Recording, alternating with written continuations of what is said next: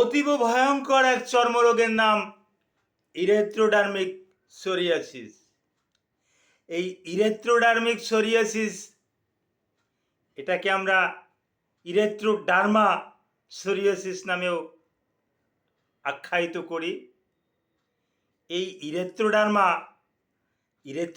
Psoriasis এতটা dangerous, এমনি psoriasis এর কজে আছে আননোন অটোইমিউন ডিজিজ, কিন্তু এর সাথে কিছু বিটা হেমোলাইটিক স্ট্রেপ্টোকক্কাস এউরিয়াস এটা অ্যাড হইয়া ত্বকের অবস্থাটা এমন খারাপ করে ফেলে যে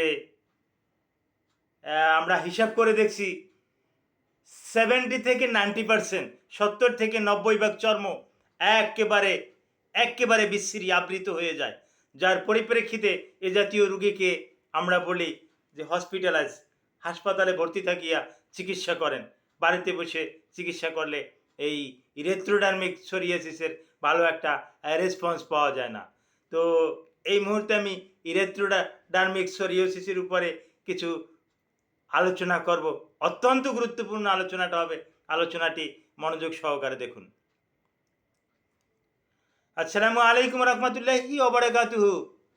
আমি ডাক্তার মীর শহীদুল ইসলাম। আমার চেম্বার শুভেচ্ছা 255, ঐতিহ্যবাহী শেখ গার্ড সিলেট। জি, গুগলে গিয়ে ডাক্তার মীর শহীদুল ইসলাম কথাটি লিখে আপনি যদি সার্চ দেন, আপনি আমার সম্পর্কে বিস্তারিত তথ্য পেয়ে যাবেন ওখানে আমার কিউআর কোড, পেয়ে যাবেন ওখানে আমার মোবাইল নাম্বার, পেয়ে যাবেন আমার হোয়াটসঅ্যাপ নাম্বার, পেয়ে যাবেন আমার ভিজিটিং কার্ড আর লোকেশন যদি আপনি পেয়ে যান, যে কোনো সময় আমার চেম্বারে আপনি বেড়াতে আসতে পারেন, আপনাকে স্বাগতম। আর না হলেও একত্রে এক কাপ চা খাওয়ার সুযোগ তো হবে, আসার আমন্ত্রণ রইল। জি দর্শক শ্রোতা, আলোচনা করব ইরিথ্রোডার্মিক সোরিয়াসিস নিয়ে। ইরিথ্রোডার্মিক সোরিয়াসিসটা কি? প্রথমেই বলে নেই সোরিয়াসটা এখনও কজে আছে আননোন, তবে বেশিরভাগ ক্ষেত্রেই এটা আমরাকে অটোইমিউন ডিজিজ বলে থাকি।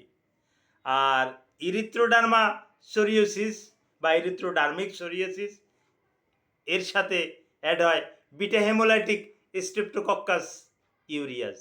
এর দুটো অ্যাড হয়ে শরীরের 70 থেকে 90% স্কিন বা চর্ম যখন একদম বিচ্ছিরি আবৃত হয়ে যায়, ফোসকা পড়ে এবং মোটা খোসকা পড়ে এবং রোগী একেবারে নার্ভাসনেস ফিল করে, তখন এটাকে আমরা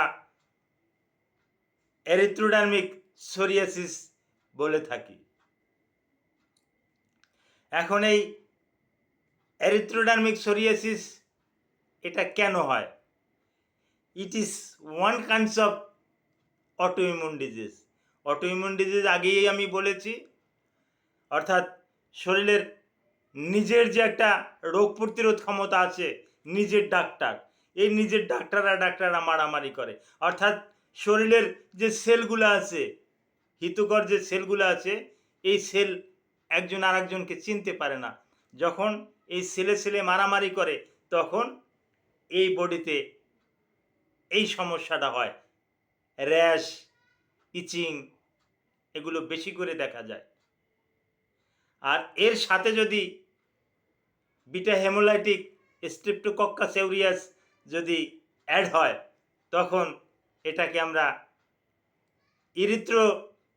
ইরিথ্রোডার্মা সোরিয়াসিস বা ইরিথ্রোডার্মিক সোরিয়াসিস বলে থাকি। এখন এর লক্ষণ কি? সমস্ত শরীর চুলকাবে, যেখানে ভালো আছে সেখানেও চুলকাবে, যেখানে হয়েছে সেখানেও চুলকাবে।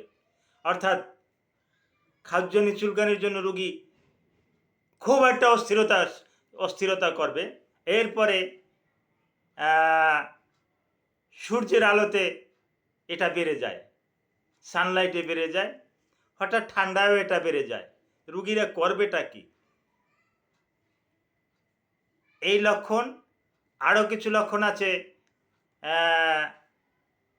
খোসকা পড়ে, সাদা কিছু ছোপ দাগ পড়ে, এই দাগগুলো থেকে খুশকি পড়তে থাকে। আপনি যখন চুলকাবেন তখন এই চুলকানির কারণে খোসকা খোসকা দাগ পড়বে এবং ওখান থেকে কিছু আঁশ ঝরে যাবে। এই কারো কারো ক্ষেত্রে জয়েন্টে বেদনা, যেটা সোরিয়াটিক আর্থ্রাইটিস বলি, এরকমের লক্ষণও হতে পারে। হাঁটুর জয়েন্টে ব্যথা, এই নি জয়েন্টে ব্যথা, এলবো জয়েন্টে ব্যথা, শোল্ডার জয়েন্টে ব্যথা, অর্থাৎ বড় বড় যে জয়েন্টগুলো আছে এই জয়েন্টগুলোতে প্রচণ্ড বেদনা করবে। এখন এর চিকিৎসা কী?